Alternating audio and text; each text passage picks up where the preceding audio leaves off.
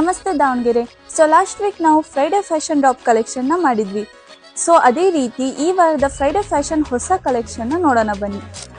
Jacket 747, men's kurta 999, printed shirt 545,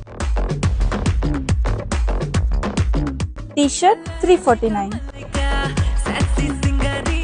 denim jeans 978, linen shirt 788, printed t-shirt 347.